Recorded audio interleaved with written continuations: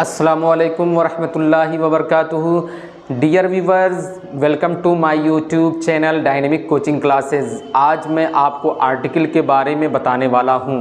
Article की definition देख लेते हैं। आर्टिकल किसे कहते हैं? आर्टिकल एडजेक्टिव का एक पार्ट होता है जो हमें बताता है कि नाउन जो है वो नोन है या अननोन, कि नाउन जाना पहचाना है या अनजान है।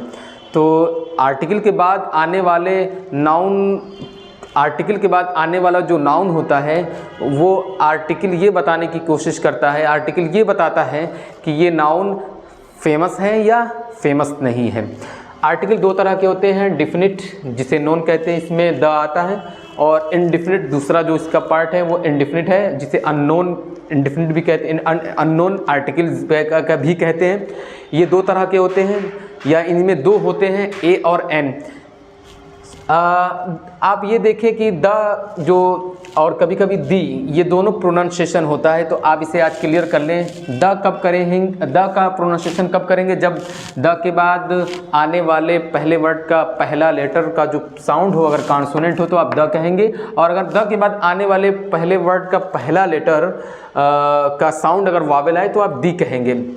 इधर आप देखें, इंडेफिनिट आर्टिकल में दो ए और एन होते हैं। तो अभी तक ये जो बताया गया है कि किसी भी वर्ड का पहला लेटर अगर साउंड कॉन्सोनेंट है तो ए लगा दिया, और अगर किसी भी वर्ड का पहला लेटर वावेल है तो एन लगा दिया। ऐसा नहीं है, कुछ इसके अलावा भी ध्यान रखने की चीज़ें होती हैं, जैसे कि अगर किसी भी वर्ड का पहले लेटर का जो पहला साउंड है अगर वो इन अक्षरों यानी अ, आ, ई, उ, ए, ओ, औ के अलावा हो तो आप ए लिखेंगे, और अगर किसी भी वर्ड के पहले लेटर का पहला साउंड अगर ये अक्षर से शुरू होता हो तो आप एन लगाएंगे। दूसरे शब्दों में आप कह सकते हैं, in other words you can say, जैसे कि अगर किसी भी वर्ड के पहला लेटर का पहला साउंड अगर कॉन्सोनेंट हो तो आप ए लगाओगे, और अगर किसी भी वर्ड के पहले वर्ड का पहला लेटर अगर वावेल साउंड हो तो आप एन लगाओगे। यहाँ पर एग्जांपल देख सकते हैं, ऑनेस्ट, एमएलए, एक्समस ट्री और एलपी स्कूल। ये चार एग्जांपल, इन चारों के चारों वर्ड्स के पहले लेटर आपको देख सकते हैं, एच है, एम है, एक्स है, एल है। ये सारे के सारे कॉन्सोनेंट हैं, लेकिन जब आप प्रोनाउंसिएशन कर रहे हैं तो कॉन्सोनेंट साउंड नहीं बल्कि वावेल साउंड हो रहा है। जैसे ऑनेस्ट, एमएलए ए, एक्समस ए, एलपी ए, तो सब में एन लगेगा। ऐसे ही ये 3 एग्जाम्पल्स हैं, यूरोपियन, यूनिवर्सिटी और 1 रुपी नोट।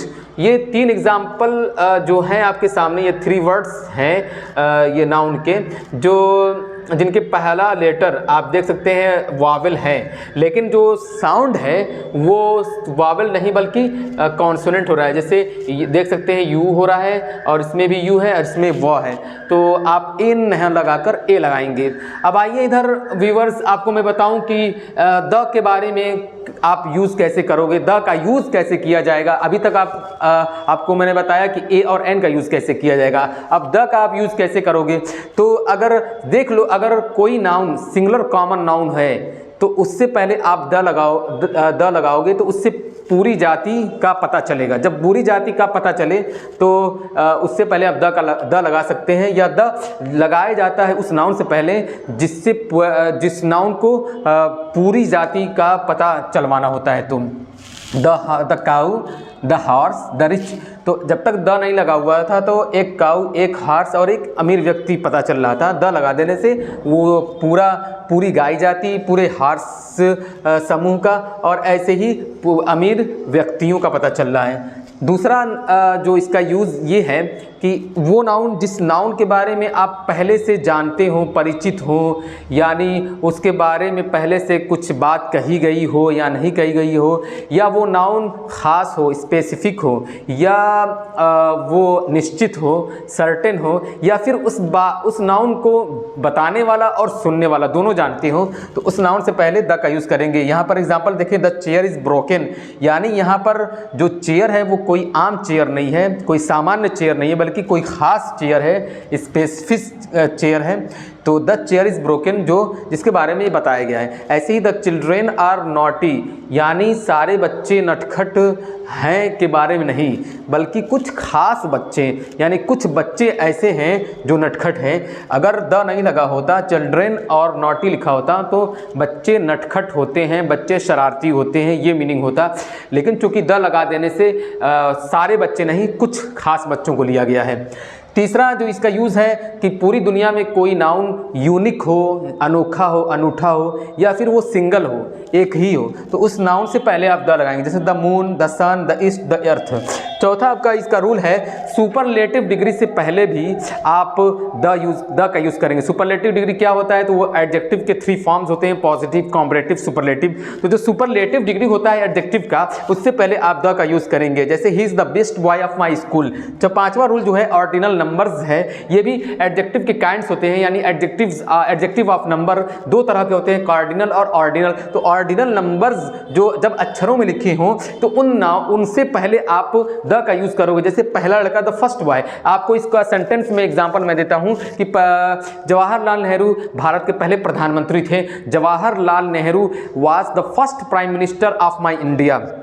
तो आप देख सकते हो व्यूअर्स, ये कुछ 5 रूल्स जो थे, स्पेसिफिक रूल्स थे द के यूज़ करने के बारे में।